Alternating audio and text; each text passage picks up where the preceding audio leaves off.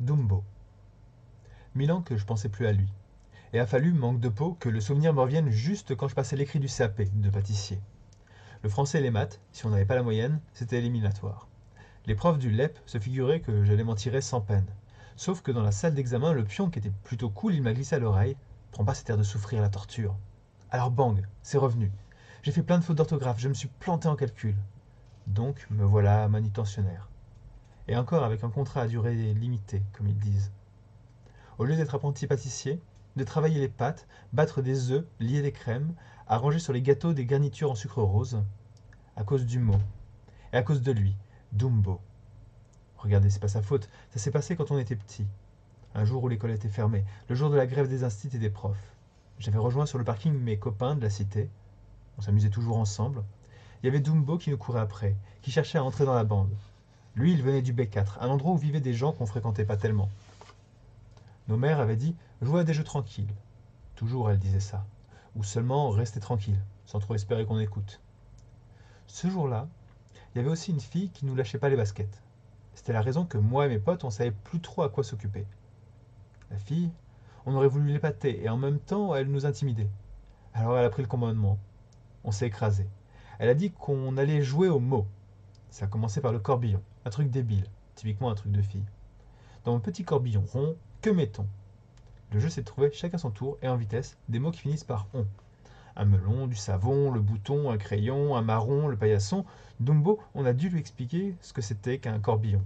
Pourtant, dans son pays, qui est l'Afrique, paraît qu'il y en a des masses de paniers de couffins, de corbeilles. Mais Dumbo, ce qu'on racontait, il comprenait qu'à moitié, vu que chez lui, sa mère causait toujours avec le parler de là-bas. La première fois, ça marchait. Dumbo a dit un bonbon, en se dandinant très fier d'avoir pigé. La deuxième fois, il a cherché des chicanes. Un ballon, d'accord, mais pas une maison. Il disait que ça rentrerait pas. Une maison dans un corbillon, et non, plus un camion ni un mouton, sans blague. La fille, elle râlait: Eh, t'es bouché ou quoi? C'est juste le mot qu'on y met. Ensuite, on avait la mallette à Jeannette. Pour la remplir, qu'est-ce qu'on y jette? Une casquette, une trottinette, même que ça y rentre pas. Dumbo, les assiettes, la cuvette, le, la, les, un, une, des, mots en hête. Dumbo, il nous serinait: c'est quoi? C'est quoi? C'est quoi? On lui répondait plus. Il y en a un qui a dit ma quéquette, pour se marrer. Encore, après on a eu turlure dans le coffre de la voiture, on entasse à toute biture. Des confitures, de la teinture, une armure, du mercure, des couvertures, une sale allure. Le Dumb, il nous énervait avec toujours des c'est quoi? On disait: Dumbo, fais gaffe, pas une sangsue. La censure. Un galure, l'écriture. Une mesure. La torture. On disait: fais gaffe, Dumbo, pas une tortue, la torture. Dumbo, il a reniflé. Il a dit: ça, je connais. Il a dit que là-bas dans son pays, où il y avait tout le temps la guerre, quand il était presque encore un bébé, la cousine qui le gardait pendant que sa mère à lui était partie très loin pour essayer de voir le père à la prison, elle lui avait dit un jour que le père reviendrait plus, qu'il était mort de la torture. On l'a laissé palabrer, puis on a dit: arrête, veux-tu? Il frimait le Dumb, et ça nous gonflait. On a crié: moi mon père, on a inventé. Moi mon père, il s'est cassé la jambe en poursuivant des loupards. Moi mon père, il a presque eu un accident en aidant une vieille à traverser la rue. Moi mon père a chopé un rhume en sauvant un chat qui était tombé à l'eau. Et toujours Dumbo répliquait: oui, mais quand même, c'est pas pareil. Quand même, c'est pas comme mon père qui. À la fin, on avait ras la caisse. On a dit: Bamboula, tu nous les brises. Toi et ta torture de merde. Il y en a un qui a déclaré: d'accord, d'abord, si quelqu'un vous torture, ça prouve pas qu'on est courageux, puisqu'on peut pas l'empêcher. Le Dumbo a protesté. Son père, il aurait pu l'empêcher, s'il n'avait pas été aussi courageux, justement. Tous les millions qu'il recevait, c'était pour le faire parler. Et il n'avait pas parlé. Bambouli, Bamboula, on savait pas quoi lui dire, alors on se moquait. Le Dumb, il a braillé: moi, je vous cause plus. C'est la fille la première qui a lancé, l'air pas commode: attends, bonhomme, suffit de quelques chatouilles et t'avoues n'importe quoi. Je te parie. Des choses qui sont des menteries. Que par exemple, la maîtresse, tu l'as tuée pour la manger, et maintenant l'école, elle est fermée. Le Dumb, il a dit: non, je parlerai pas. On rigolait. On a répondu que des fois un coup de pied au cul et tu changes d'avis. J'avouerai pas, il a redit. On s'est un peu énervé. On a crâné. Si on te force? On a dit: si on te. Dumbo répétait: non, je parlerai pas.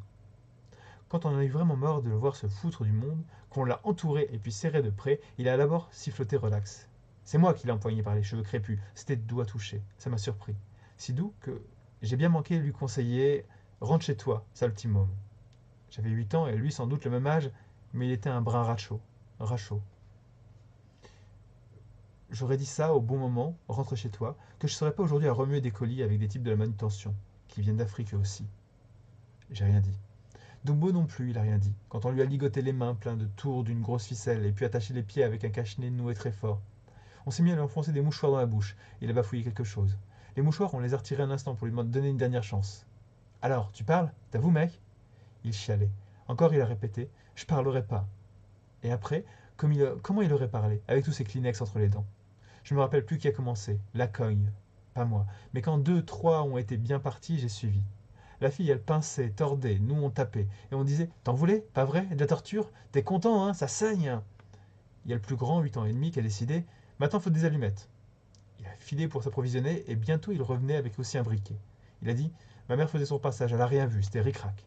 Tellement ric-rac que sa mère, elle s'est pointée juste comme le Dumbo de mes fesses, on lui avait retiré ses grolles et qu'on allait lui chauffer les panards. Elle a crié. C'était un cri énorme, on a eu les chocottes. Le gars aux allumettes a renversé la boîte. Sa mère a enfin demandé d'une voix qu'on n'entendait plus qu'à peine, mais qu'est-ce que vous fabriquez? Ben quoi? On joue, j'ai répondu. Après, les grandes personnes ont dit qu'on était que des gamins, qu'on se rendait pas compte, que c'est la faute à l'époque, toutes les horreurs dans le monde, tous ces malheurs, tous ces morts. Mais Dumbo était pas mort, seulement pas mal abîmé. J'ai jamais su ce qu'il est devenu. Depuis, les gens des cités ont beaucoup bougé. Il est peut-être reparti dans son pays, là-bas, avec tous ceux de sa famille qui parlaient un si drôle de charabia. Et moi, plus tard, 1000 ans plus tard, l'année dernière, j'ai raté mon CAP à cause du mot qu'il a sorti comme ça, le pion, qui était sympa. Un mot qu'on entend souvent, qu'on lit dans les journaux, qu'ils disent à la télé. D'habitude, et j'y fais pas attention.